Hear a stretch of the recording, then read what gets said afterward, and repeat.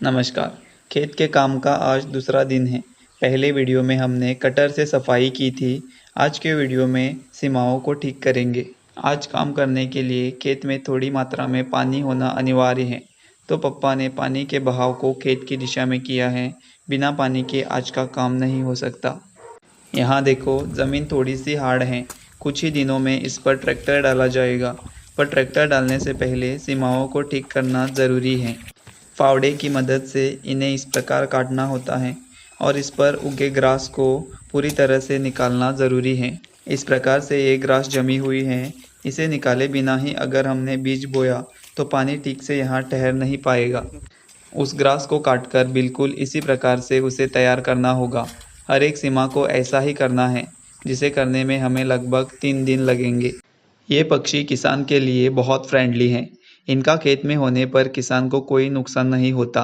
हरे grass पर यह सफ़ेद कलर बहुत अच्छा लगता है। ये पूरा हमारा खेत है। एक सीमा को ठीक करने में लगभग 30 से 40 मिनट का समय लगता है। वैसे हम पहले कुछ लेबर बुलाया करते थे, पर इस बार हमने खुद ही सारे सीमाओं को बनाने का फैसला किया है। पहले मम्मी पापा को पूरा काम करना होता था, पर मेरी अब कॉलेज पूरी हो चुकी है तो मैं उन्हें सहायता कर सकता हूँ। इन कुछ सीमाओं को हमने अब तैयार किया है। बाकी बची हुई सीमाएं परसों तक हम तैयार करेंगे, ताकि जल्द ही हम अगले काम की ओर मुड़ सके।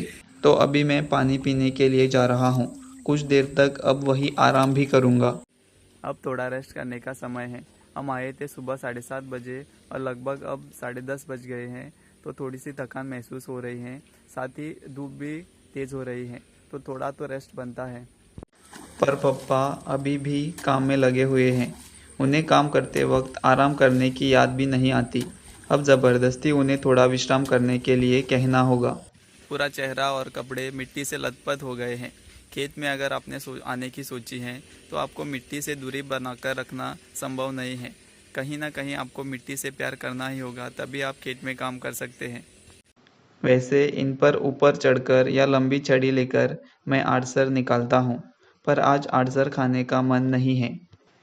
कुछ सुपारी ज़मीन पर गिरी हुई हैं। पिछले दिनों बहुत सुपारियाँ गिरी पड़ती थी, पर अब हमने पकी हुई ज़्यादातर सुपारी पेड़ से निकाल दी हैं, तो गिरी हुई अब उतनी नहीं मिलती। बची कुची कुछ पेड़ पर मौजूद हैं। उन्हीं के नीचे एक झलक लगानी पड़ती है। ये रास्ता हमारे सुपारी फार्म से होकर दूसरे के फार्म में जाता है, तो यहाँ से जो लोग चलकर जाते हैं वो हमारे सुपारी को भी कभी कभी अपने साथ लेकर जाते हैं। इन चारों सुपारी को मैं बिल्कुल रास्ते पर ही रखता हूँ। अगर किसी ने भी इसे उठाया तो मुझे पता चल जाएगा कि आज भी यहाँ पर कोई तो होकर गया है और हमारे सुपारी को उसने हाथ लगाया है। खड़ी धूप में खेतों में काम करने के बाद अगर आपको रेस्ट करने के लिए सबसे बढ़िया जगह है तो यह है सुपारी प्लांटेशन। बिल्कुल एसी का माहौल यहाँ पर आपको दिखाई देगा। उनकी छाया और यहाँ पर ठंडगार हवा बिल्कुल एसी का माहौल आपको बनाकर देती है। अब मैं वापस मम्मी पापा के पास खेत में जा रहा हूँ। कुछ लोग कटर से साफ न करते हुए सूखी घास को सीधा आग लगा देते हैं। हमारे खेत में हमने ऐसा कभी नहीं किया। इस प्रकार से डायरेक्ट आग लगाकर साफ करना पापा को पसंद नहीं है। ये दोनों भी थोड़े रेस्ट के बाद फिर से काम में लग गए हैं और 1 घंटे भर में हम घर वापस जाएंगे। धूप तेज़ होती जा रही है, तो अब काम करना मुश्किल बनता जाता है। ये हमारे घर के पास मौजूद एक झरना है।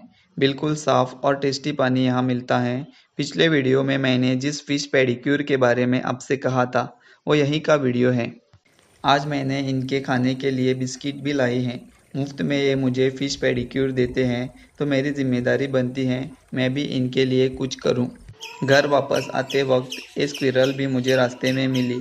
तो चलिए, आज के वीडियो में बस इतना ही। खेत के अगले काम को लेकर जल्द ही वीडियो इस चैनल पर आएगी। धन्यवाद।